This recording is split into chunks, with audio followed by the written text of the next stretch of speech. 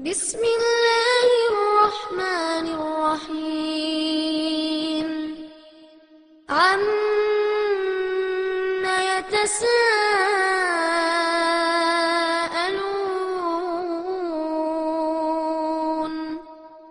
عن النبأ العظيم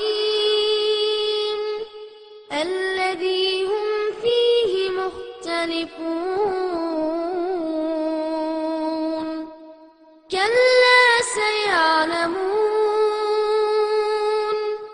ثم كلا سيعلمون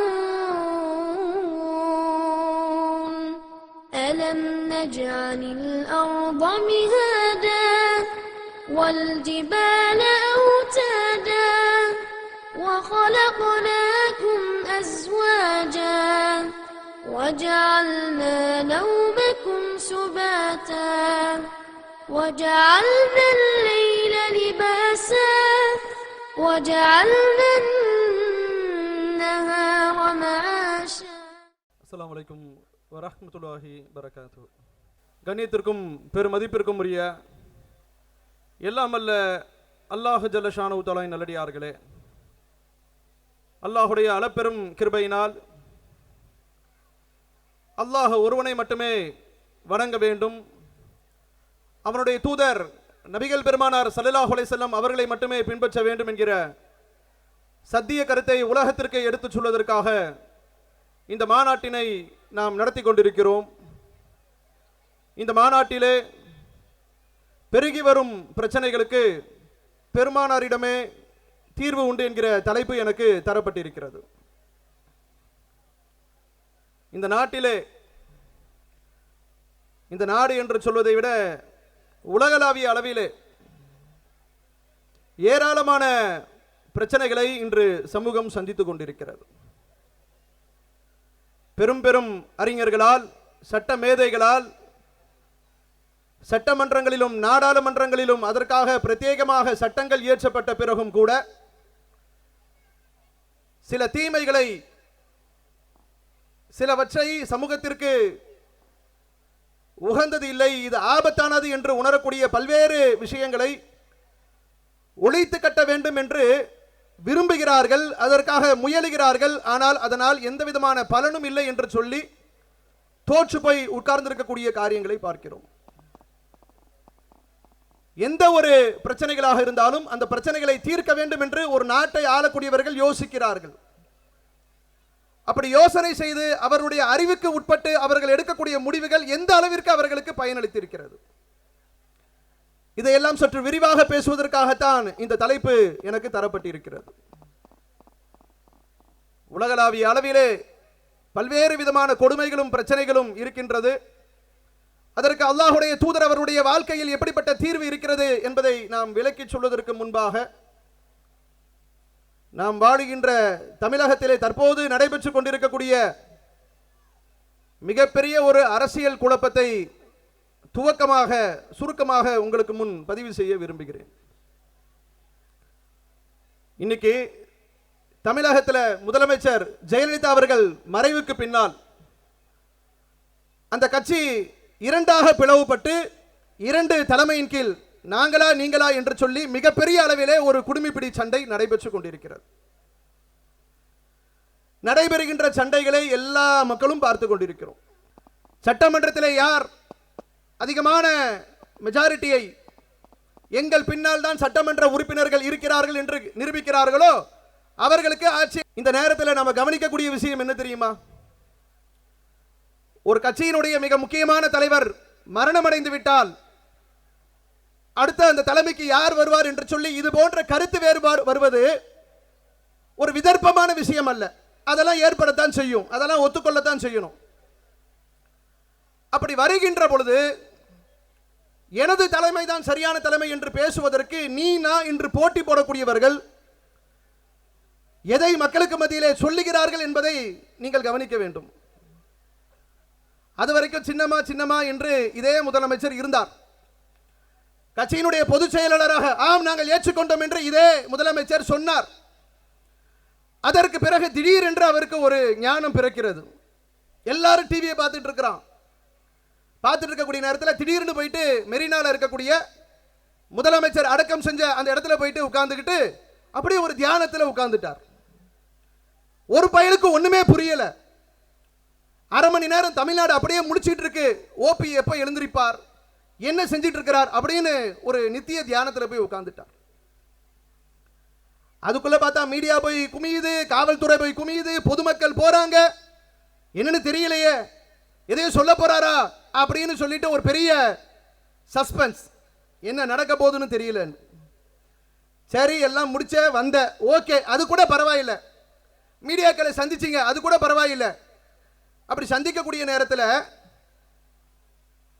எனக்கு ஒரு பெரிய நிர்பந்தம் ஏற்பட்டது அப்படின்னு காரணங்களை சொல்லுவது கூட பிரச்சனை இல்லை.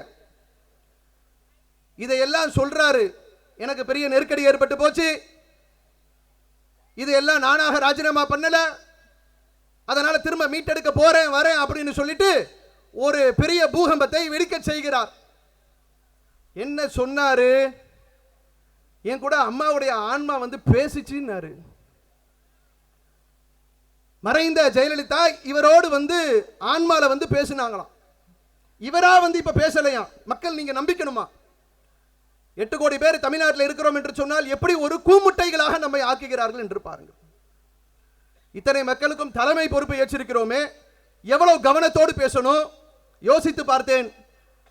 முதலமைச்சர் அவங்க வழியில தான் நாங்கள் நடந்தோம், அந்த வழிக்கு நாங்கள் துரோகம் செய்ய விரும்பல. இது நேரடியாக பேசக்கூடிய பேச்சு.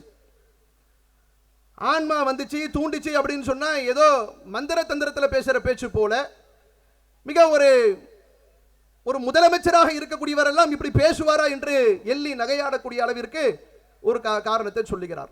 அந்தமா அதே மாதிரி தான், நானாவா முதலமைச்சருக்கு கேட்கிறேன், எனக்கும் அது மாதிரி அவர் சொல்லிட்டார்ல அதே பந்த நானும் போடணும், அப்படி எனக்கும் ஒரு அந்தமா வந்து ஒரு உந்துதல்.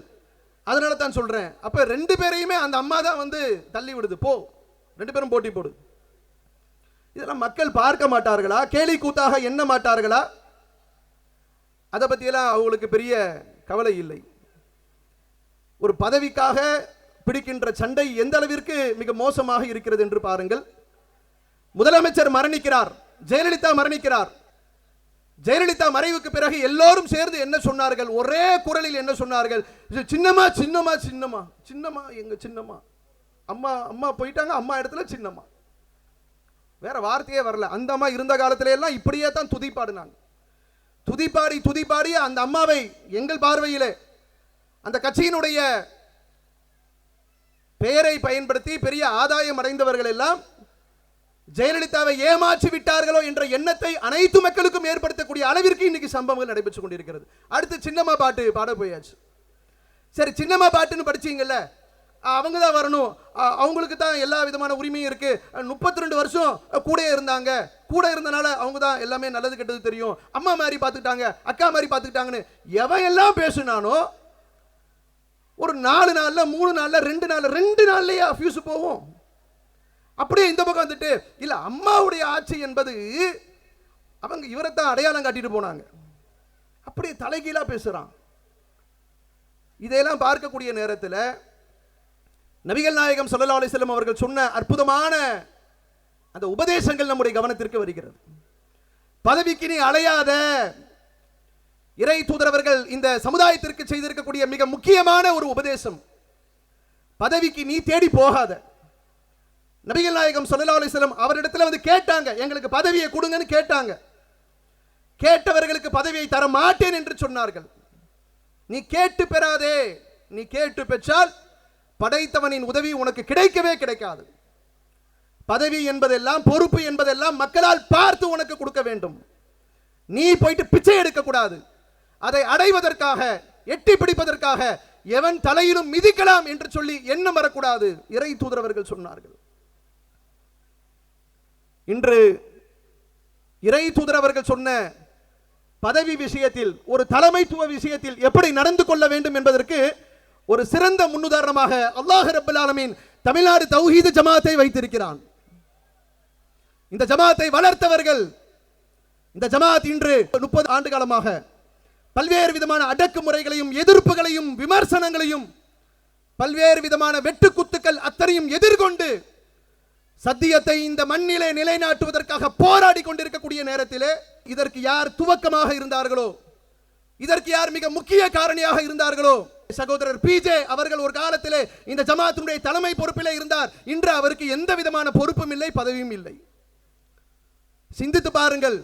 இன்று ஒரு மாநாடை நாம் நடத்தி கொண்டிருக்கிறோம். நாங்கள் சவால் விட்டு சொல்லுகிறோம், அல்லாஹ் ரப்பல் ஆலமீன் எங்களுக்கு பேர் உதவி செய்திருக்கிறான். இது ஒரு மாவட்ட மாநாடு, ஆனால் பிறருக்கு இதுதான் மாநில மாநாடு. முடியாது. அல்லாஹ் எங்களுக்கு கொடுத்திருக்கக்கூடிய நம்பிக்கை, எங்கள் மீது மக்கள் வைத்திருக்கக்கூடிய நம்பிக்கை, அல்லாஹ் எங்களுக்கு கொடுத்திருக்கக்கூடிய இந்த உதவிகள், பேர் உதவிகளை எல்லாம் எந்த இயக்கங்களும் எட்டி பிடிக்கவில்லை. அப்படிப்பட்ட நிலையிலே இவ்வளவு பெரிய ஜமாத்தை வளர்த்திருக்கிறோம், இத்தனை லட்சோப மக்களை உண்டாக்கி விட்டோம். எங்க பார்த்தாலும் மர்கஸ், சொந்த மர்கஸ். இந்த ஜமாத் 2004 தமுமுகவை விட்டு விலகி வரக்கூடிய நேரத்திலே ஒதுங்குவதற்கு, ஆலோசனை செய்வதற்கு அன்று சம்சுலுவா இருக்கட்டும், சகோதரர் பிஜேவா இருக்கட்டும், எம்எஸ் இருக்கட்டும், முக்கிய தலைவர்கள் ஒதுங்கி பேசுவதற்கு கூட இடம் கிடையாது. இன்னைக்கு பார்த்தோம் என்று சொன்னால் ஆயிரக்கணக்கான மர்கஸ்களை கொண்ட மிகப்பெரிய ஜமாத்தாக வளர்த்தெடுத்த பிறகு ஒதுங்கி ஒதுங்கி போறாங்க தலைவர்கள் எல்லாம். சின்ன சின்ன பையனெல்லாம் ஜமாத்துல தலைவர். அல்தாஃபியை பார்த்து கேட்டார்கள் ஒரு பத்திரிகையாளர் சந்திப்பிலே. எல்லாம் முடிஞ்சது, படபடன்னு பேசினாரு, பேட்டியை முடிச்சாரு. நீங்க இந்த ஜமாத்திலே என்னவா இருக்கிறீங்க? நான் தான் இந்த அமைப்பினுடைய மாநில தலைவர் என்று சொன்னார். சொன்ன உடனே உட்கார்ந்துருக்கிறவங்க ஷாக் ஆகி போயிட்டான். மாநில தலைவர் என்றால் அப்போ சகோதரர் ஜெயினுலாபுதீன் அவங்க இப்ப எந்த பொறுப்புலையுமே இல்லையே. பொறுப்பில் இல்லாமல் இந்த அமைப்பை விட்டு ஒன்றுமில்லாமல் ஒதுங்கி இருக்கக்கூடிய ஒரு ஜமாத்தா? இறை தூதரவர்கள் அப்படித்தான் எங்களுக்கு பாடம் எடுத்திருக்கிறார்கள். இந்த உலகத்தினுடைய பதவி சுகங்களுக்கு ஆசைப்படக்கூடாது என்று சொன்னார்கள். அது இறைவன் கொடுக்கக்கூடிய நேரத்திலே அதை நீங்கள் சரியான முறையிலே செயல்படுத்துங்கள் என்று சொன்னார்கள். அதை நாங்கள் செய்து கொண்டிருக்கிறோம். அல்லாஹ் அதனால இருக்கின்ற இயக்கங்களிலேயே இந்த ஜமாத்திற்கு பேர் உதவிகளை செய்து கொண்டிருக்கிறான். சரி, நாட்டில் இருக்கக்கூடிய வெவ்வேறு விவகாரத்துக்கு வருவோம். நிறைய பிரச்சனை நாட்டிலே இருக்குதுங்க. அதை தீர்ப்பதற்காக பல்வேறு விதமான திட்டங்களும் போடப்படுகிறது. உதாரணத்திற்கு ஒன்றை சொல்வதாக இருந்தால், காலம் காலமாக பிறப்பின் அடிப்படையிலே தாழ்த்தப்பட்டவர்கள் என்று சொல்லி இந்த நாட்டிலே தாழ்த்தப்பட்ட சமூகம் என்கிற பெயரிலே தலித் மக்கள்களையும் பழங்குடியின மக்களையும் மிகப்பெரிய அளவிலே நசுக்கக்கூடிய வேலைகளை இன்றைய மேல் சாதியினர் செய்து கொண்டிருக்கிறார்கள். பெரிய ஒரு கொடுமை. மனிதர்களை மனிதர்களாக பாவிக்க மாட்டார்கள். நீ பிறப்பின் அடிப்படையிலே தாழ்த்தப்பட்டவன், உனக்கு சமுதாயத்தில் அந்தஸ்து கிடையாது, எங்களுக்கு நீ சமமானவன் கிடையாது. அதான் அந்த ஏற்றத்தாழ்வு. எதன் அடிப்படையிலே பேசுகிறார்கள்? தங்கள் மனம் போன போக்கிலே இதை சொல்லுகிறார்களா? கிடையாது. அவருடைய வேத புத்தகம் சொல்லுகிறது, இந்து மனு தர்ம நூல் சொல்லுகிறது, கிருஷ்ண பகவான் சொல்லிவிட்டார், நாங்கள் சொல்லவில்லை, கடவுளே சொல்லிவிட்டார். வர்ணாசிரமம் இருக்கிறது. சனாதன தர்மம் என்பது இதுதான். மனிதர்களை தாழ்த்தப்பட்டவர்களாக, அடிமைகளாக நடத்துவது என்பதுதான் இந்து மத தர்மம். அதிலே அவரே வர்ணத்தை பூசிவிட்டார். கடவுளுடைய தலையிலே பிறந்தவன் உயர்ந்தவன், காலிலே பிறந்தவன் தாழ்த்தப்பட்டவன். நீங்கள் எல்லாம் தாழ்த்தப்பட்ட பிறப்பு. சமூகத்திலே உங்களுக்கு எந்த விதமான உயர்வும் கிடையாது, அந்தஸ்தும் கிடையாது. ரொம்ப நசுக்கப்பட்டாங்க தாழ்த்தப்பட்ட சமுதாய மக்கள். அவர்களால் ஒரு அடிப்படை உரிமைகளை பெற முடியல. ஒரு தேநீர் விடுதிக்கு சென்று எல்லோரை போலவும் அவர்களால் தேநீர் பருக முடியல. இரட்டை குவளை, எல்லா மக்களுக்கும் ஒரு குவளை டம்ளர். தாழ்த்தப்பட்டவன் என்று சொன்னால் நீ பிறப்பிலே தாழ்ந்தவன், போடா, உனக்கு ஒரு குவளை. சிரட்டையை கொடுப்பாங்க, அதில் தான் நீ குடிச்சிட்டு போகணும். தெருவிலே நடமாட முடியாது, புத்தாடை அணிய முடியாது, படிப்பு பெற முடியாது, அவருடைய வேத புத்தகங்களை கற்க முடியாது, அவருடைய வழிபாட்டு தளத்திற்குள்ளே பிரவேசிக்க முடியாது, திருமணம் முடிக்க முடியாது. எத்தனை விதமான சடங்கு சம்பிரதாயங்கள். ஒரு சமூகம் இன்றும் அடிமைப்பட்ட சமூகமாக இருக்கிறது. எத்தனை பிரச்சனையை பேசுறோம் நாட்டில். அங்க பிரச்சனை, இங்க பிரச்சனை, பூலோக பிரச்சனை, வானளவிய பிரச்சனை, விஞ்ஞான பிரச்சனை எல்லாம் பேசுறோமே. மனுஷனா நடத்துறதுக்கு நீ என்ன நடவடிக்கை எடுத்தியோ அதுல என்ன நீ பலன் அடைஞ்சிருக்கிற? தீண்டாமை ஒழிப்பு சட்டம் போட்டீங்க, தீண்டாமையை ஒழிச்சிட்டீங்களா? தாழ்த்தப்பட்ட மக்களுக்கு இடஒதுக்கீடு கொடுத்தால் படிப்பு கிடைக்கும், வேலை கிடைக்கும், அவன் அந்தஸ்து உயரும் என்று சொன்னீர்கள். உயர்ந்தார்களா? என் இன மக்கள் இன்றும் அடிமைகளாகத்தானே இருக்கிறார்கள். அவர்கள் தாழ்த்தப்பட்ட இனத்திலே பிறந்தார்கள் என்று சொல்லி எத்தனை விதமான கொடுமைகள், கொடூரங்கள் அரங்கேறி கொண்டிருக்கிறது. சாதாரண விஷயம் அது. அரியலூர் மாவட்டத்திலே நந்தினி என்கிற ஒரு பெண் கொடூரமான முறையில் கொல்லப்பட்டால் ஊடகங்கள் எல்லாம் 70 நாட்களுக்கு மேலாக அப்போலோ மருத்துவமனையை சுற்றி கொண்டிருந்தது. அதற்கு பிறகு ஜல்லிக்கட்டு பிரச்சனை, பொங்கலுக்கு பிறகு ஜல்லிக்கட்டு பிரச்சனை வந்துட்டீங்க. ஜல்லிக்கட்டு பிரச்சனைகளுக்கு பிறகு தமிழகத்தில் நடைபெறுகின்ற சண்டைகளை படம் பிடித்து காட்டுறீங்க. என் சகோதரி கொடூரமான முறையில் கொல்லப்பட்டாலே இந்து முன்னணி அமைப்பு நாங்கள் தான் தேசியவாதி, நாங்கள் தான் தேசப்பற்றாளர், நீங்கள் எல்லாம் தேச துரோகி என்று சொல்லி இந்த நாட்டிலே இஸ்லாமிய சமூகத்திற்கு எதிராக, தாழ்த்தப்பட்ட சமூகத்திற்கு எதிராக வெறியூட்டி கொண்டிருக்கிறார்களே இந்துத்துவ பயங்கரவாதிகள். அப்படிப்பட்ட ஒரு இந்துத்துவ பயங்கரவாதியால் என் சகோதரி கொடூரமான முறையில் கொல்லப்பட்டாலே 16 வயசு புள்ள, அப்பன் கிடையாது, படிப்பு கிடையாது, குடும்ப வறுமை, தாழ்த்தப்பட்ட இனம். என்ன பண்ணினீங்க? அவளுக்கு ஆசை வார்த்தை காட்டி அவளுடைய வயிற்றிலே நீங்கள் கருவை கொடுத்தீர்கள். ஒரு சிசுவை கொடுத்துட்ட, வயசு 16, வயிற்றுல குழந்தையை சுமக்கிறா. செஞ்சது யாரு? இந்து முன்னணி அமைப்பினுடைய நிர்வாகி செய்யறான்.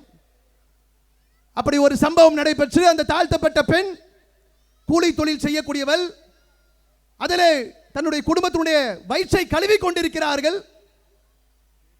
அந்த கொடூரத்தை செய்துவிட்டு பிறகு கர்ப்பமான பிறகு எனக்கு வாழ்க்கை கொடு என்று கேட்ட நேரத்தில் நந்தினிக்கு ஏற்பட்ட நிலை என்ன?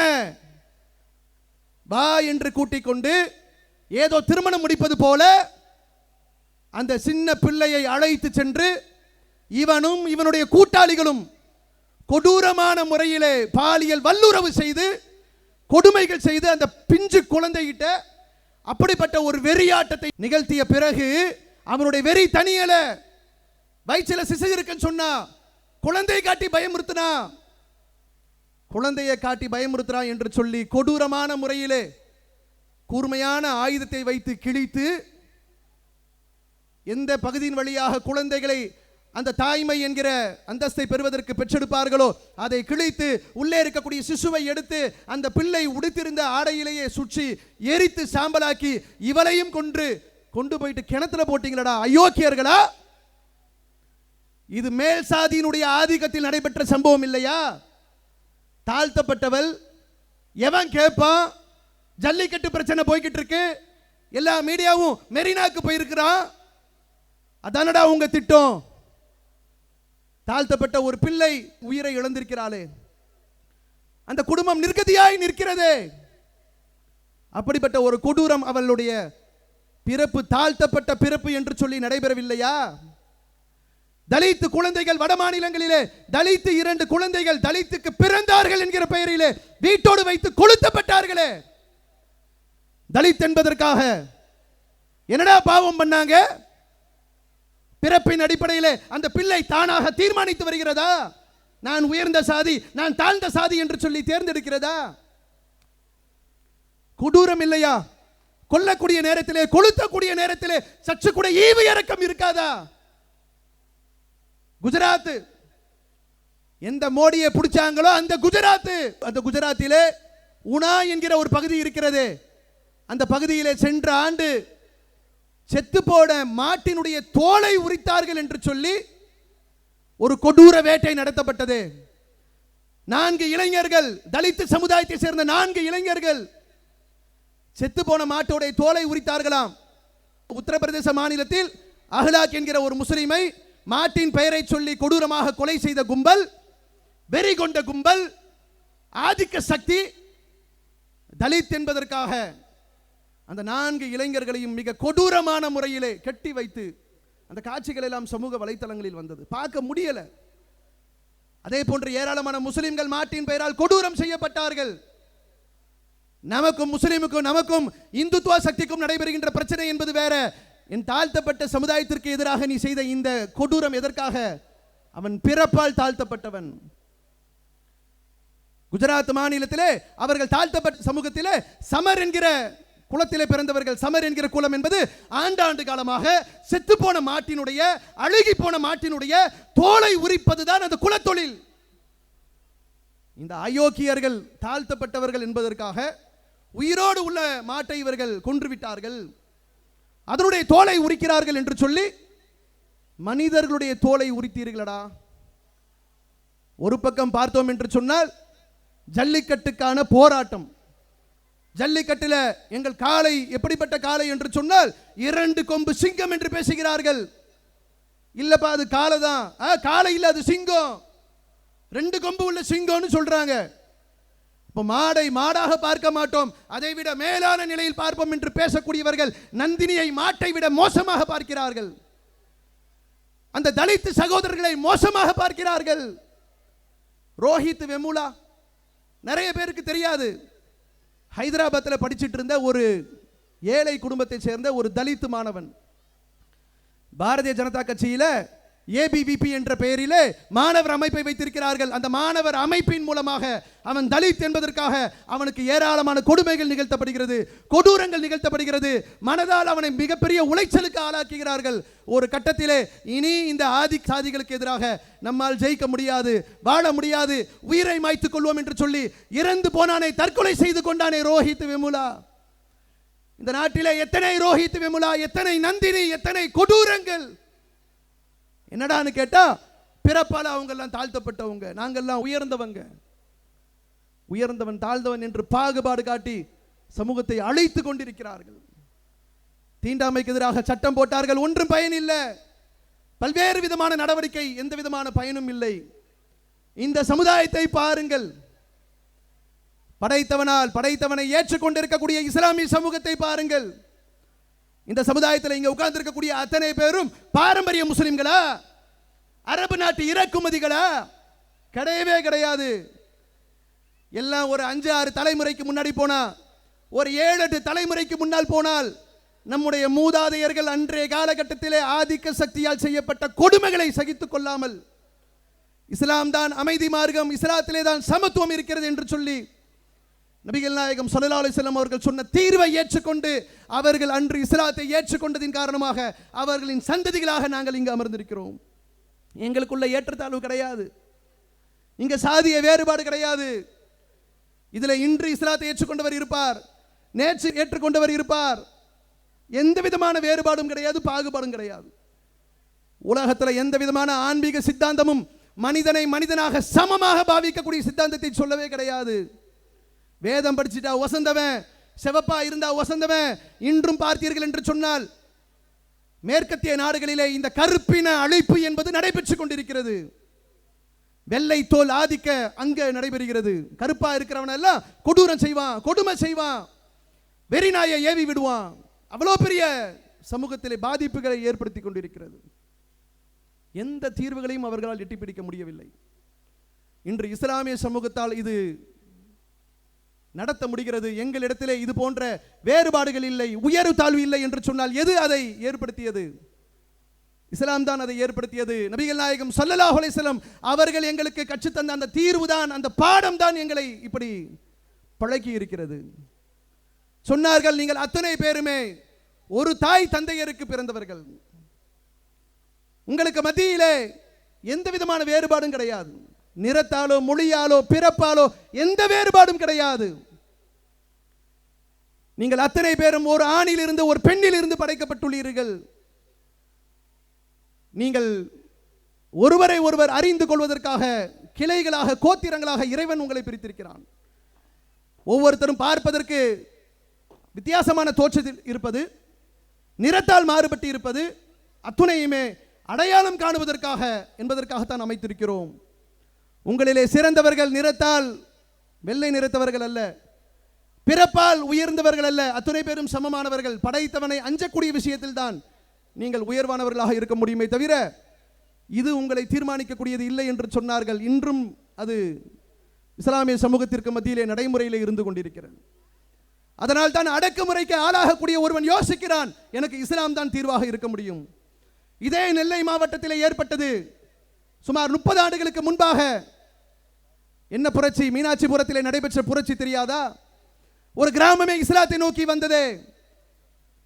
அதே போன்று சில மாதங்களுக்கு முன்பு நாகப்பட்டினத்திலே அங்க இருக்கக்கூடிய ஒரு கிராமத்து மக்கள் வழிபாட்டு உரிமையை பறிக்கிறார்கள். எங்களுக்கு இஸ்லாம் தான் தீர்வு என்று சொல்லி அதற்கு அவர்கள் முயற்சி செய்தார்களே. ஏன் இஸ்லாத்தை தேர்வு செய்கிறார்கள்? சமத்துவம், இங்க வேறுபாடு கிடையாது, பாகுபாடு கிடையாது. இதை நடைமுறைப்படுத்த வேண்டும் என்று சொன்னால் எந்த விதமான வேற்றுமையும் பாராட்டாமல் அத்துணை மக்களையும் சமமாக பாவிக்கக்கூடிய உணர்வு ஏற்பட வேண்டும் என்று சொன்னால் ஒரே ஒரு இறைவன் மட்டும்தான் என்ற நம்பிக்கையின் மூலமாகத்தான் சாத்தியப்படும். நபிகளார் அவர்கள் காட்டி தந்த வழிமுறையின் மூலமாகத்தான் சாத்தியப்படும். ஏனைய எந்த விதமான சட்டங்களாலும் திட்டங்களாலும் அவர்களால் கொண்டு வரவே முடியாது. பெண்களுக்கு எதிரான கொடுமைகள் எத்தனை, சமூகத்தில் அதற்காக தீர்ப்பதற்கு எத்தனை முயற்சிகள் எடுக்கப்படுகிறது. பெண் குழந்தை பிறந்தாலே பதறுகிறார்களே பெற்றோர்கள் எல்லாம், பார்க்கிறோமா இல்லையா? அட ஒரு ஏழை பாலை பதறுகிறான் என்று சொன்னால் இந்த பிள்ளையை எப்படி வளர்க்கிறது, எப்படி ஆளாக்குறது தெரியாம முழிக்கிறான்னு சொல்லலாம். பணம் படைத்தவன் கூட பதறுகிறான். பொம்பளை பிள்ளைய நிறைய பெத்தா அரசன் கூட ஆண்டி. ஏன்? ஆம்பளை விட நிறைய சோறு போடுறீங்களா? ஆம்பளை விட நிறைய படிக்க வைக்கிறீங்களா? அப்படிலாம் படிக்க வைக்கிறாங்க.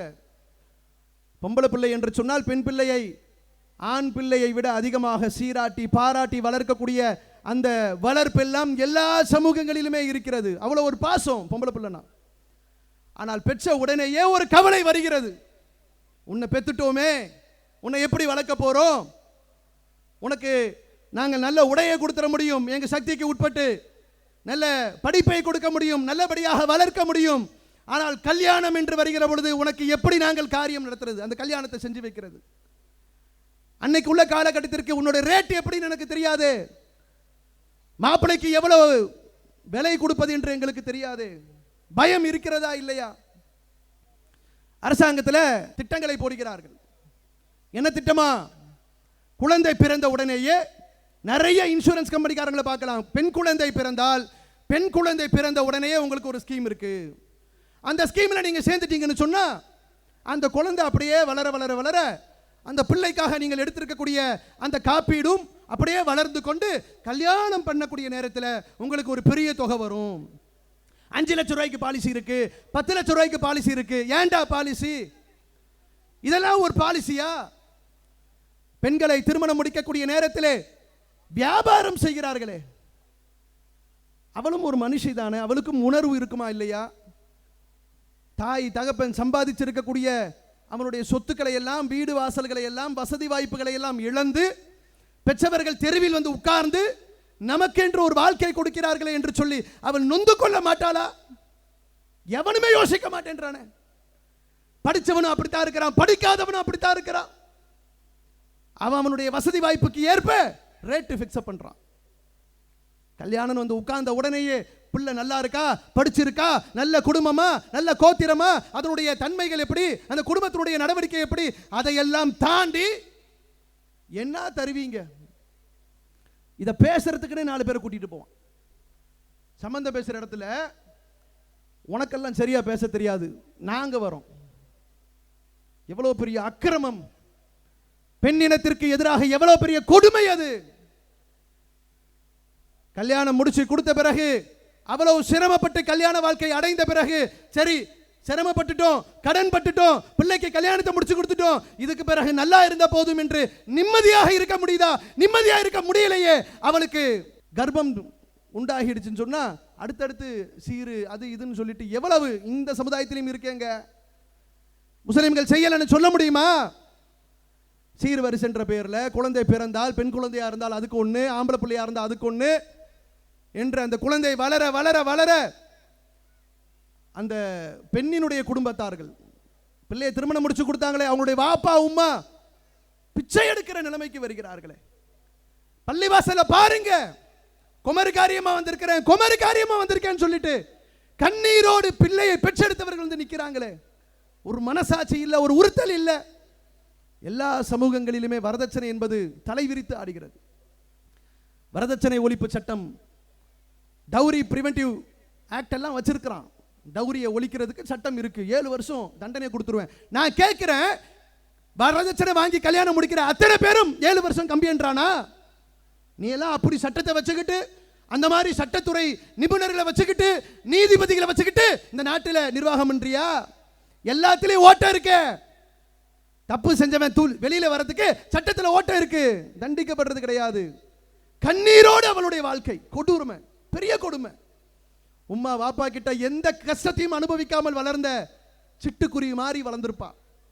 கல்யாணம் முடிச்சு போன பிறகு எல்லாமே கொடுமை தான். ஏச்சுக்கள் பேச்சுக்கள். என்னத்தவன் அப்பம் கொடுத்துட்டான். மானம் கெட்டவர்களா வாங்குறதையும் வாங்கிக்கிட்டு பக்கடையா சாப்பிட்டுட்டு உன் அப்பா என்னத்தை பெருசா கொடுத்துட்டான். அங்க கொடுத்த மாதிரி கொடுத்தானா, இங்க கொடுத்த மாதிரி கொடுத்தானா? என்ன சட்டம் போட்டீங்க, என்ன திட்டம் போட்டீங்க, ஒழிச்சிட்டீங்களா? இங்க பாருங்க, எங்களுடைய கொள்கை சொந்தங்கள் கூடி இருக்கிறார்கள். இத்தனை ஆயிரம் மக்கள் குழுமி இருக்கிறார்கள். தௌஹீதை 30 ஆண்டு காலமாக சொல்லி அல்லாஹ்வுக்கு பயந்து காசு பணம் எங்களுக்கு பிடிக்கும், பணத்தின் மீது எங்களுக்கு ஆசை இருக்கு. நாங்கள் பண ஆசை துறந்தவர்கள் கிடையாது, துறவரத்தை நேசிக்கக்கூடியவர்கள் கிடையாது. அதில் எங்களுக்கு இன்பம் இருக்கிறது. இருந்த போதும் நாளை மறுமையிலே எங்களை படைத்தவனுக்கு நாங்கள் பதில் சொல்ல வேண்டும் என்கிற அச்சத்தோடு இந்த கொள்கை கூட்டம் எப்படி உருவாகி இருக்கிறது என்று சொன்னால், எத்தனை லட்சங்களை கொடுத்தாலும், எத்தனை கோடியை எங்களுக்கு திருமணத்தின் போது கொடுத்தாலும் எட்டி உதைக்கக்கூடிய சமுதாயத்தை உருவாக்கி இருக்கிறோம். எப்படிப்பட்ட ஒரு புரட்சிங்க இது! இறை தூதரவர்கள் கற்றுத்தந்த பாடம். அவர்கள் சொன்னார்கள், உங்களுக்கு நீங்க திருமணம் முடிக்கக்கூடிய அந்த வாழ்க்கை துணை இருக்கிறது, குர்ஆனுடைய வசனம் பேசுகிறது.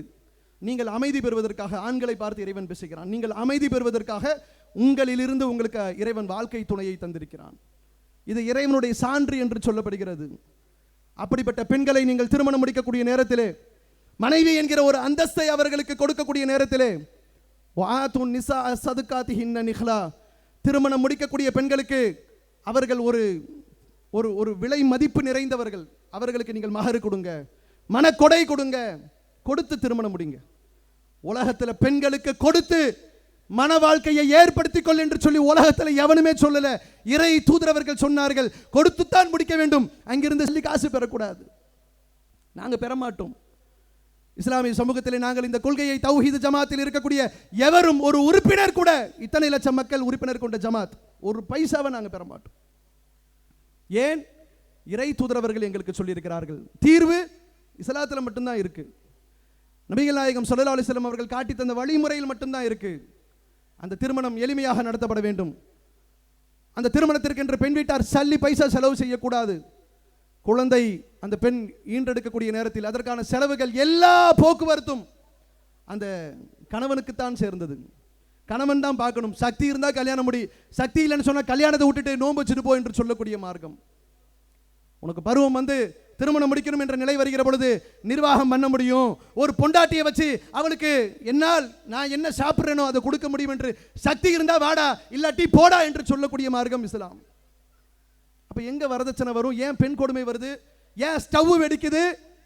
படிக்கட்டில் நின்னா தவறி விழுந்தா என்று ஏன் பெண்களாக மட்டும் கொல்லப்படுகிறார்கள்? தற்கொலை அதெல்லாம் விபத்தா? அது ஸ்டவ் வெடிக்கிறதெல்லாம் விபத்தா? கிடையாது. திட்டமிட்டு நடைபெறுகின்ற கொலைகள், அது அத்தனையும் வரதட்சணை என்கிற பெயரால் நடைபெறுகின்ற கொடூரங்கள். நபிகள் நாயகம் ஸல்லல்லாஹு அலைஹி வஸல்லம் அவர்கள் காட்டி தந்த அந்த தீர்வின் வழியாக சமூகம் கண்கூடாக நன்மைகளை அனுபவித்துக் கொண்டிருக்கிறது, பார்க்கிறோம். ஏராளமான குற்றங்கள் நாட்டில் பெருகிக் கொண்டே போகுது. கொஞ்ச நெஞ்ச குற்ற செயல்கள் அல்ல. அதிலும் குறிப்பாக பெண்களுக்கு எதிராக நடைபெறுகின்ற பாலியல் குற்றங்கள் இருக்கிறது, அது ஏராளம். தினசரி பாருங்க, ஒரு செய்தி நடைபெற்றுக் கொண்டே இருக்கிறது. பெண்களுக்கு எதிராக அங்க ஒரு பாலியல் வன்முறை நடந்தது, வல்லுறவு நடந்தது, கும்பலாக கேங் ரேப், ஒரு பெண்ணை கூட்டாக சேர்ந்து கற்பழித்தார்கள். எத்தனை சம்பவங்கள் நாட்டிலே நடைபெற்றுக் கொண்டிருக்கிறது. ரோந்து பணிக்கு இரவு காவல்துறை போடுறான், கட்டுப்படுத்த முடியல. அது மாதிரி குற்றம் செய்யக்கூடியவர்களுக்கு தண்டனை கொடுக்கிறேன்னு சொல்றான், ஒண்ணு கட்டுப்படுத்த முடியல. குற்றங்கள் என்பது பெருகிக் கொண்டே இருக்கிறது, ஏராளமான குற்றங்கள். நான் சொல்லுவது பெண்களுக்கு எதிராக நடைபெறுகின்ற குற்ற சம்பவங்கள் நடைபெறுகிறதா இல்லையா? தொடர்ந்துங்க. எவ்வளவு கொடுமைகள் என்று சொன்னால், பெண்கள், சின்ன சின்ன குழந்தைகள் கூட அந்த கொடுமைகளுக்கு யாரெல்லாம் ஆளாக்கப்படுகிறார்கள் என்று சொன்னால், சில தினங்களுக்கு முன்பு ஒரு பெண் குழந்தை 6 வயசு குழந்தை கொடூரமான முறையிலே பாலியல் வல்லுறவுக்கு ஆளாக்கப்பட்டு பிறகு அதை செய்தவன் ஒரு படித்தவன், அவன் ஒரு என்ஜினியருக்கு படிக்கக்கூடியவன். அப்படிப்பட்டவன் இந்த காரியத்தை செய்துவிட்டு இந்த குழந்தை வெளியே சொன்னால் நம்முடைய மானம் பறிபோகும் என்று சொல்லி பெரிய ஒரு அபார்ட்மெண்ட்ஸ்ல இருக்கிறாங்க வசதியானவங்க, அப்படிப்பட்டவனா இருக்கிறான், இவ்வளவு பெரிய அயோக்கியத்தனத்தை செய்யறான். இந்த பிள்ளை வெளியே உண்மையை சொல்லிரும், என்ன செய்யறது, கதையை முடிச்சிரும் என்று சொல்லி அந்த குழந்தையை கொன்று விட்டானே. அந்த குழந்தையை எரித்து துணியிலே சுற்றி கொண்டு போய் போட்டுட்டு வந்துட்டான். இப்படி அந்த பெத்தவங்களால எப்படி தாங்க முடியும்? பிள்ளைகள் ரோட்டில் விளையாடக்கூடிய நேரத்தில் சும்மா தடிக்கி விழுந்து காலிலே சிராய்ப்பு ஏற்பட்டால் கூட ஒரு தாயும் தந்தையும் தன்னுடைய உள்ளத்திலே ஏற்பட்ட காயமாக பார்க்கின்ற பொழுது இப்படிப்பட்ட பாலியல் வல்லுறவெல்லாம் எப்படி தாங்கிக் கொள்வார்கள்? எவ்வளவு கொடுமைகள் நடைபெறுகிறது. பள்ளிக்கூடத்துக்கு அனுப்புனா வாத்தியார் சில்மிஷன்றான், காவல் நிலையத்திற்கு வேலைக்கு போனா உயர் அதிகாரி சில்மிஷன்றான், பஸ்ல பயணம் செய்ய முடியல, எங்க போக முடியல. அவ்வளவு ஒரு வெறி பிடித்த சிந்தனை. இப்படிப்பட்ட ஒரு சூழல் நாட்டில் இருக்கு. ஒரு பெரிய பிரச்சனை. அது உலகளாவிய அளவிலே எல்லா நாடுகளிலுமே பெண்களுக்கு எதிராக இது போன்ற பிரச்சனைகள் இருக்கத்தான் செய்கிறது. ஆனால் வெறுமன சட்டத்தின் மூலமாக மாற்ற முடிந்ததா? முடியல. இஸ்லாம் என்ன சொல்லுகிறது என்றால், நபிகள் பெருமானார் ஸல்லல்லாஹு அலைஹி வஸல்லம் அவர்கள் சொல்லக்கூடிய தீர்வு எப்படிப்பட்ட தீர்வு என்று சொன்னால், குற்றத்தை குறைக்க போறேன், சட்டத்தை போறேன் மட்டும் சொல்லாத, அதை தாண்டி குற்றத்தை கட்டுப்படுத்துவதற்கு அதற்குண்டான பாதுகாப்பு அம்சத்தை ஏற்படுத்தி கொடு. பெண்களுக்கு எதிராக வன்முறை நடைபெறுகிறது என்று சொன்னால் அந்த வன்முறைக்கு காரணமாக பெண்களே இருக்கிறார்கள், மறுக்கவே முடியாது. நீ ஒழுங்கான ஆடை உடுத்த வேண்டியதானே, உனக்கு என்ன கேடு? உன் அப்பா நல்லா சம்பாதிக்கிறான், நீ தாம் தூம்னு செலவு பண்ற, ஆனா இத்தனோடு துணியை போட்டுட்டு ஏன் வெளியே வர? அதான பிரச்சனைக்கு காரணம்.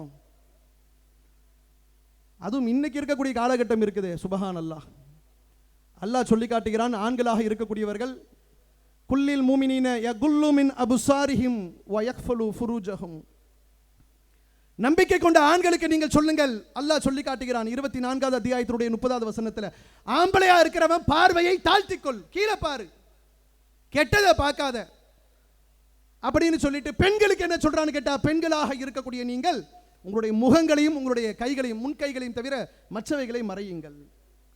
ஆம்பளையும் பொம்பளையும் சமம் கிடையாது. உடல் கூறிலே இருவருக்கும் மத்தியிலே நிறைய வேறுபாடு இருக்கு. ஒரு பெண்ணாக இருக்கக்கூடியவள் ஆணை சுண்டி இழுக்கக்கூடியவளாக இருப்பாள். அப்படித்தான் இறைவன் படைத்திருக்கிறான். கணவன் மனைவி என்கிற ஒரு பந்தம் தேவை. சந்ததிகளை பெற்றெடுக்க வேண்டும், ஒழுக்கமான முறையிலே சந்ததிகளை பெற்றெடுக்க வேண்டும் என்று சொன்னால் ஒரு ஆண் பெண்ணின் மீது ஈர்ப்பு கொள்ள வேண்டும், ஒரு பெண் ஆணின் மீது ஈர்ப்பு கொள்ள வேண்டும். குறிப்பாக ஒரு பெண்ணாக இருக்கக்கூடியவள் ஆணை ஈர்க்கக்கூடியவளாக இருக்க வேண்டும் என்பதற்காக இறைவன் அப்படித்தான் படைத்திருக்கிறான். ஆனால் என்ன நடைபெறுது?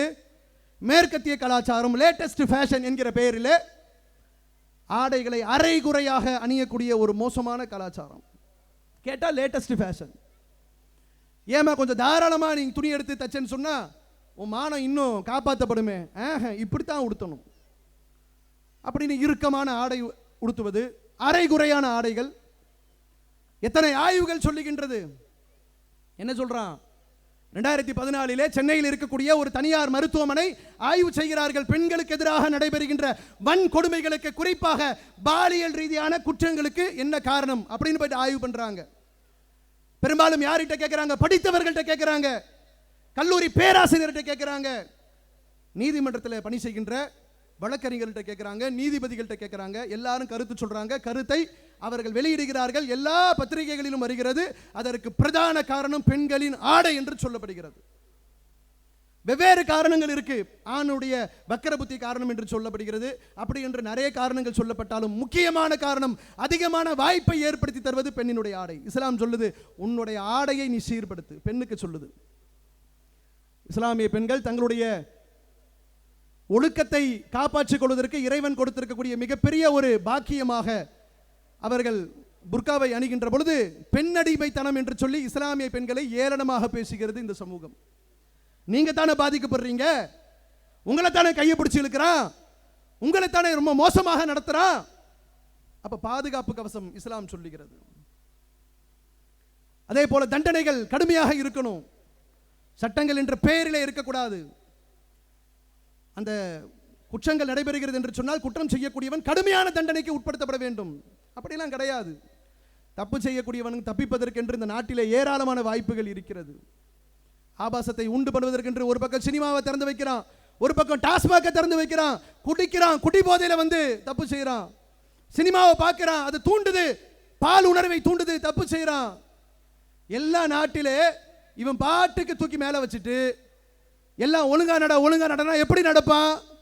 அப்ப தப்பு செய்யறவன் தப்பு செஞ்சுக்கிட்டே தான் இருப்பான். குற்றங்கள் குறைய வேண்டும் என்று சொன்னால், பெண்களுக்கு எதிரான வன்கொடுமைகள் குறைய வேண்டும் என்று சொன்னால், ஒரு அரசாங்கம் மக்களை பாதுகாக்கக்கூடிய அரசாங்கமாக இருக்கணும். ஊத்தி கொடுத்து அதில் வரக்கூடிய வருமானத்தில் நீ அரசாங்கம் வயிறை வளர்ப்பாய் என்று சொன்னால், அதை கொண்டு மக்களுக்காக திட்டத்தை போடுவேன் என்று சொன்னால், குடியை கெடுத்து இந்த மக்கள் வாழணுமா? அந்த குடியினால் தானே ஏராளமான பிரச்சனை வருது. இஸ்லாம் சொல்லுது, மதுவை ஒட்டுமொத்தமாக ஒழியுங்கள். இஸ்லாத்திலே தடை செய்யப்பட்டது. நீங்கள் பார்க்கலாம், அரபு நாடுகளுக்கு வேலைக்கு செல்லக்கூடிய, இந்த நாட்டில் இருந்து பணிக்கு செல்லக்கூடிய முஸ்லிம் அல்லாத மக்கள் யாராவது பணிக்கு சென்றால் அவன் அப்பா அம்மா சொல்லி அனுப்பாங்க, டே மவனே போற இடம் பார்த்து போய் இருந்துக்க, அரபு நாட்டுக்கு போய்க்கிற, அங்க போயிட்டு இந்த நாட்டில் பண்ற சில்மிசத்தை ஏதாச்சும் பண்ணு சொன்னா அவ்வளவுதான், சோழியை முடிச்சிருவான். அங்கே இஸ்லாமிய சட்டம் இருக்கிறது. தப்பு செய்யாமல் இருப்பதற்குண்டான பாதுகாப்பு அம்சங்கள் எங்கு இஸ்லாமிய சட்டம் நடைமுறையில் இருக்கிறதோ அது போன்ற சவுதி போன்ற நாடுகளில் ஒழுக்கக்கேடான காரியங்களுக்கு அங்கே இடம் கிடையாது. அப்ப பெண்களுக்கு எதிரான வன்கொடுமை தடுப்பதற்குண்டான காரியத்தையும் இஸ்லாம் சொல்லுது. அதே சமயத்தில் சட்டங்களை மிக கடுமையாக போடுங்கள். விபச்சாரம் போன்ற குற்றத்தில் ஈடுபட்டால் மரண தண்டனை இஸ்லாம் சொல்லுது. அதையெல்லாம் இந்த நாட்டில் நடைமுறைப்படுத்த முடியுமா? எவனாவது தப்பு பண்ணிட்டான்னு சொன்னா அவனுக்கு சொகுசா கொண்டு போயிட்டு ஜெயிலில் உட்கார வச்சிருக்கீங்க, வாரத்தில் கறி குழம்பு போடுறீங்க, வாரம் புது சினிமா படம் போட்டு காட்டுறீங்க. அவன் உள்ள இருந்துட்டு வெளியே போடான்னு சொன்னா நான் கொஞ்ச நாள் இங்க இருந்துட்டு போறேன்றான். அவன் எப்படி திருந்துவான்? குற்றங்களை குறைப்பதற்கு இதுவா வழி? அப்ப நாட்டிலே பிரச்சனைகள் பெருகி கொண்டே இருக்கு. குறிப்பாக பெண்களுக்கு எதிரான குற்றங்கள் தடுக்க முடியல. எத்தனையோ விதமான கொலை சம்பவங்கள், கொள்ளை சம்பவங்கள் பார்க்கிறோம், கண்கூடா பார்க்கிறோம். திருவண்ணாமலையிலே ஒரு பட்ட பகலிலே படுகொலை சம்பவம். அருவாளை கொண்டு வந்து ஒருத்தனை கொத்துன்னு கொத்துறான். தலை துண்டிக்கிற அளவுக்கு ஒரு கொடூர சம்பவம் அரங்கேறி கொண்டிருக்கிறது. எல்லாம் இன்னைக்கு சிசிடிவி கேமரா வந்துருச்சு. எங்கெல்லாம் நாட்டில் சம்பவம் நடைபெறுகிறதோ அது எல்லாம் படம் பிடிச்சு காட்டுது. ஏடிஎம்ல பணம் இருக்கக்கூடிய நேரத்தில் எப்ப இவரு திருவாளர் மோடி அறிவித்தாரோ, அறிவிப்புக்கெல்லாம் முன்னாடி பணம் ஏடிஎம்ல கிடைச்ச நேரத்தில் ஏடிஎம்ல போய் பணம் எடுத்தா உள்ள வந்து அங்க கொத்துன்னு கொத்துறான், பணத்தை எல்லாம் பிடுங்கிட்டு போறான். அங்க பெரிய கொடுமையா இருக்குன்னு பார்த்தா இவங்க ஆட்சி பண்றவனுங்க பணம் செல்லாது என்று சொல்லி ஏடிஎம்ல பிச்சைக்கார மாதிரி எல்லாரையும் நிக்க வைக்கிறான். அப்ப ஏதோ ஒரு பிரச்சனை நாட்டில் இருந்துகிட்டே இருக்கு. கொலை சம்பவங்கள், கொள்ளை சம்பவங்கள் என்று குற்றங்கள் நாட்டிலே பெருகி கொண்டே இருக்கிறது. தீர்வு என்ன? நாட்டை ஆளக்கூடியவன் யோக்கியனா இருக்கணும், அதான் தீர்வு. குற்றவாளிகள் இந்த நாட்டிலே பாதுகாப்புத்துறை, காவல்துறை என்று சொன்னால், நீதித்துறை என்று சொன்னால், குற்றம் செய்யக்கூடியவன் அவன் கடுமையாக தண்டிக்கப்பட வேண்டும்.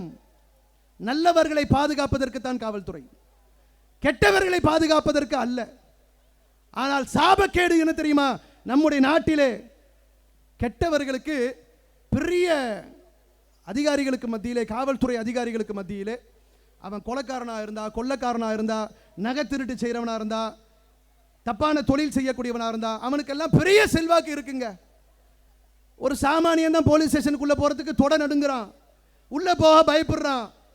அவனுக்கு ஏதாவது ஒரு பிரச்சனை ஸ்டேஷனுக்குள்ள போனான்னு சொன்னா, என்னையா என்ன வந்திருக்க?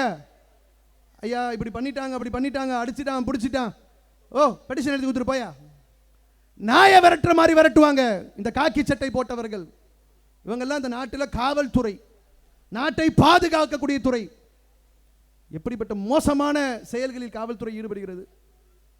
கெட்டவர்களுக்கெல்லாம் சலாம் போடக்கூடிய காவல்துறை, நல்லவர்களை எப்படி நடத்துவாங்க? என்னவோ பயங்கரவாதி மாதிரி நடத்துவாங்க. முஸ்லீம்னு சொன்னா யோ வருது புகாரு, தமிழ்நாடு தௌஹீத் ஜமாத்திற்கு நிறைய புகார்கள் வருகின்றது.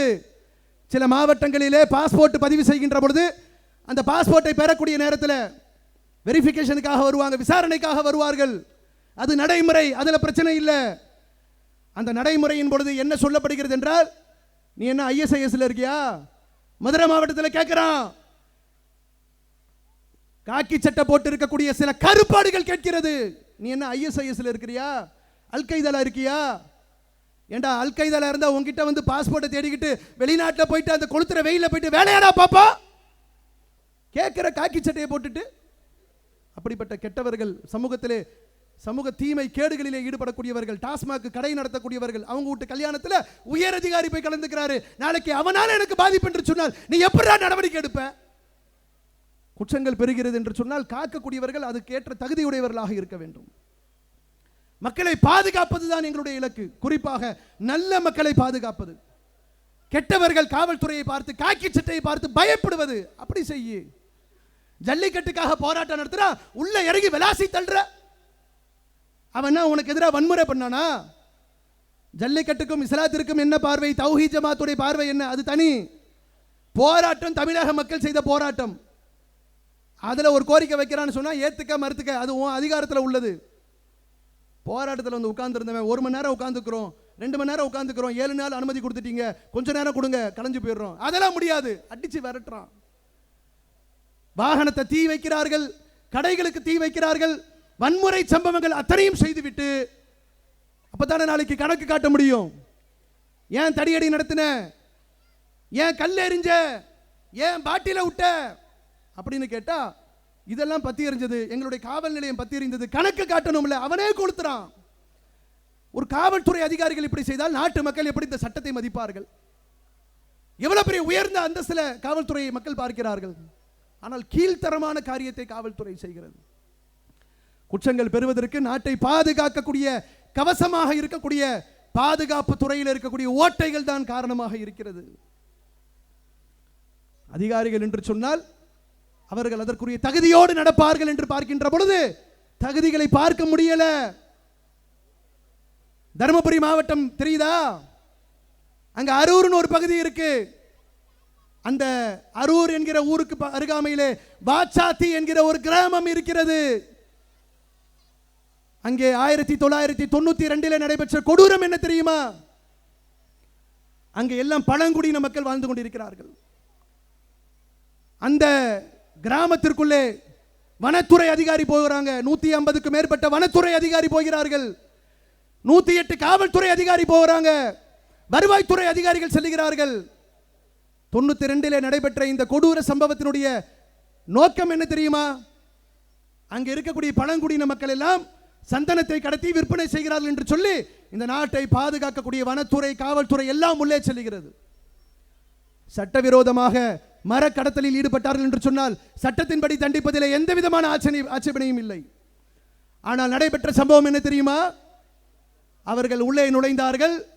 சந்தன மரம் எதுவும் கடத்தப்படவில்லை. அத்தனை மக்களுமே மலைவாழ் மக்கள், பழங்குடியின மக்கள். இவர்களை சின்ன பின்னமாக ஆக்கிறோம் என்று சொன்னால் கேட்கிறதுக்கு நாதி இல்லை. வனத்துறை இங்கே தான் இருக்கு, வருவாய்த்துறை இங்கே தான் இருக்கு, காவல்துறை இங்கே தான் இருக்கு என்று சொல்லி வெறியாட்டம் போடுகிறார்கள். அந்த கிராமத்து மக்களை எல்லாம் ஊருக்கு நடுவிலே கொண்டு வந்து கட்டி வைத்து இரும்பு கம்பிகளால் அடித்து நைய புடைக்கிறார்கள். சந்தனமும் இல்லை, மரமும் இல்லை, கொள்ளையும் போல ஒரு அசம்பாவிதம் நடக்கல. ஆனால் வெறியாட்டத்தை போடுகிறார்கள். அந்த கிராம மக்கள் மீது மிகப்பெரிய கொடூரத்தை அரங்கேற்றுகிறார்கள். அரங்கேற்றியதோடு விட்டார்களா? பெண்களை பார்க்கிறார்கள். அந்த பழங்குடியின பெண்களை, ஏறத்தாழ 18 பெண்களை கொடூரமான முறையிலே பாலியல் பலாத்காரம் செய்கிறார்கள். இவெல்லாம் அதிகாரி, நாட்டை பாதுகாக்கக்கூடியவன். தெரியாது உங்க லட்சணம். அவ்வளவு பெரிய கொடுமை அரங்கேறி இருக்கிறது. அப்படிப்பட்ட கொடுமையை கேட்கின்ற பொழுதே ஒரு இனம், தாழ்த்தப்பட்ட இனம், பழங்குடியின மக்கள் என்று சொன்னால் இப்படிப்பட்ட நரவேட்டை நடைபெறுமா? எப்படிப்பட்ட நாடு? 21ஆம் நூற்றாண்டிலே, ஜனநாயக நாட்டிலே, சட்டத்தின்படி ஆட்சி நடைபெறுகின்ற நாட்டிலே அதிகாரம் பெற்றிருக்கக்கூடிய அதிகாரிகள் இவ்வளவு பெரிய கொடூரத்தில் ஈடுபட்டா ரொம்ப சௌகரியமா 2011 தீர்ப்பு சொல்லப்படுது. 270 பேர் மேலே வழக்குகள் பதிவு செய்யப்பட்டால் அதுல நிறைய பேர் செத்து போயிட்டான்.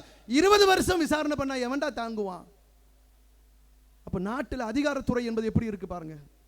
குற்றங்களை குறைப்பதற்கு காவல்துறை, குற்றங்களை கட்டுப்படுத்துவதற்கு, குற்றவாளிகளை தண்டிப்பதற்கு நீதித்துறை.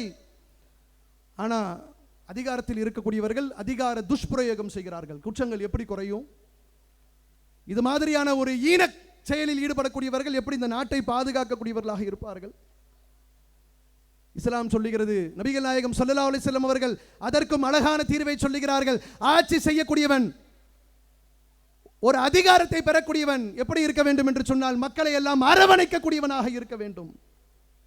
இறை தூதரவர்கள் இதை தன்னுடைய வாழ்க்கையிலும் தங்களுடைய வாழ்க்கையிலும் கடைபிடித்தார்கள். தங்கள் தோழர்களுக்கும் ஆட்சியாளர்களுக்கும் அதையே சொன்னார்கள். பல பகுதிகளுக்கு அவர்கள் ஆளுநரை அனுப்பினார்கள். அப்படி அனுப்பக்கூடிய நேரத்தில் அவர்கள் அறிவுரை சொல்லுவார்கள், தம் தோழர்களுக்கு சொல்லுவார்கள். அரபு தீபகற்பத்தினுடைய மிகப்பெரிய ஆட்சி தலைமை நபிகள் நாயகத்தினுடைய கைகளிலே இருக்கிறது. பல ஆளுநர்கள் பல பகுதிகளுக்கு அனுப்பப்படுகிறார்கள். அப்படி அனுப்பப்படக்கூடிய நேரத்திலே தம் தோழர்களுக்கு சொல்லுகிறார்கள், நீங்கள் செல்லக்கூடிய இடத்திலே புதிய இடம், நமக்கு ஆட்சி கிடைத்திருக்கிறது, அந்த மக்களிடையே நீங்கள் மென்மையாக நடந்து கொள்ளுங்கள், அந்த மக்களிடையே நீங்கள் எளிமையான முறையிலே நீங்கள் அந்த மக்களை நடத்துங்கள், அந்த மக்களை நீங்கள் சிரமப்படுத்தாதீங்க, தோழமை பாராட்டுங்கள், அவர்கள் விஷயத்தில் நீங்கள் கருணையோடு நடந்து கொள்ளுங்கள் என்று சொல்லி நபிகள் பெருமானார் ஸல்லல்லாஹு அலைஹி வஸல்லம் அவர்கள் அற்புதமான அறிவுரை சொல்லுகிறார்கள். அதிகாரத்தில் இருக்கக்கூடியவன் மக்களை அரவணைக்கக்கூடியவனாக இருக்க வேண்டும். அதே சமயத்திலே ஒரு தீமை நடைபெறுகின்ற பொழுது, ஒரு குற்றம் நடைபெறுகின்ற பொழுது அதிலே எந்த விதமான சமரசமும் இல்லாமல், எந்த விதமான கைக்கூலிகளையும் பெறாமல் நீதியோடும் நேர்மையுடனும் அதற்கு நடக்கக்கூடியவனாக இருக்க வேண்டும். நடந்து காட்டினார்கள். சட்டங்களை இயற்றக்கூடிய நேரத்திலே அதிலே நீதியை நிலைநாட்டுவதில் நபிகள் நாயகம் ஸல்லல்லாஹு அலைஹி வஸல்லம் அந்த புரட்சியாளரை அடிப்பதற்கு உலகத்தில் எந்த தலைவனுமே கிடையாது. அப்படிப்பட்ட ஒரு ஆட்சி முறை. யார் குற்றம் செய்தாலும், தன்னை சார்ந்தவர்கள் குற்றம் செய்தாலும் இறைவனுடைய சட்டத்தை அமுல்படுத்தக்கூடிய நேரத்தில் அதிலே சமத்துவம், பாரபட்சம் காட்ட மாட்டாங்க. சில நேரங்களிலே அப்படிப்பட்ட நிலைமை ஏற்படுகிறது. உயர்ந்த குலத்தை சேர்ந்தவர்களுக்கு தண்டனை கொடுக்கக்கூடிய நேரத்தில் வேணா விட்டுருங்க என்று பரிந்துரைகள் வருகிறது. இவர்கள் சாதாரணவர்கள் கிடையாது, பெரிய உயர்ந்த குலத்தில் சேர்ந்தவர்கள். நபிகள் நாயகம் ஸல்லல்லாஹு அலைஹி வஸல்லம் அவங்க சொன்னாங்க, உயர்ந்த குலத்தில் உள்ளவர்கள் என்பதற்காக சட்டத்திலே சமரசம் செய்ய சொல்லுகிறீர்களா? முன் வாழ்ந்த சமுதாயம், இதற்கு முன் வாழ்ந்த சமுதாயம் அழிந்து போனதெல்லாம் இதனால தான். போலீஸ்காரனா நீதியை கடைப்பிடி, வருவாய் துறையா நீதியை கடைப்பிடி, நீதித்துறையா நீதியை கடைப்பிடி, அதுக்கு தான் உனக்கு நீதிபதினு பேர் வச்சிருக்கிறான். வரிசையா நீதிபதி பார்த்தா லஞ்ச வழக்கில் பிடிபடுறான். ஒரு குற்றம் நடைபெறுகிறது, 50 வருஷம் கழிச்சு தீர்ப்பு சொல்றான், எதுக்கு நீதிபதி?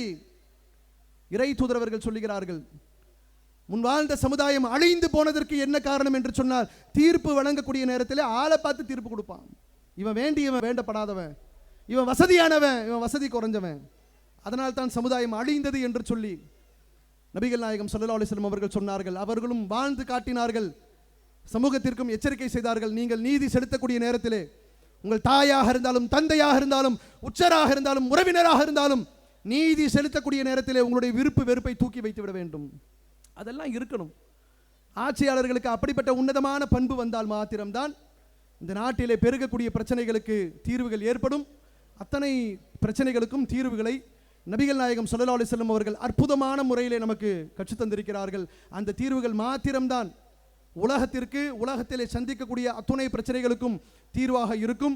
இஸ்லாம் தான் அதற்கு அற்புதமான வழியை காட்டியிருக்கிறது. நபிகள் நாயகம் ஸல்லல்லாஹு அலைஹி வஸல்லம் அவர்கள் இஸ்லாத்தின் மூலமாக சொல்லப்பட்ட தீர்வுகள் மாத்திரமே இந்த உலகிலே பெருகக்கூடிய அத்துணை பிரச்சனைகளுக்கும் தீர்வை ஏற்படுத்தும் என்று கூறி நிறைவு செய்கின்றேன். வாஹிரு தவானா அல்ஹம்துலில்லாஹி ரப்பில் ஆலமீன். அல்லாஹ்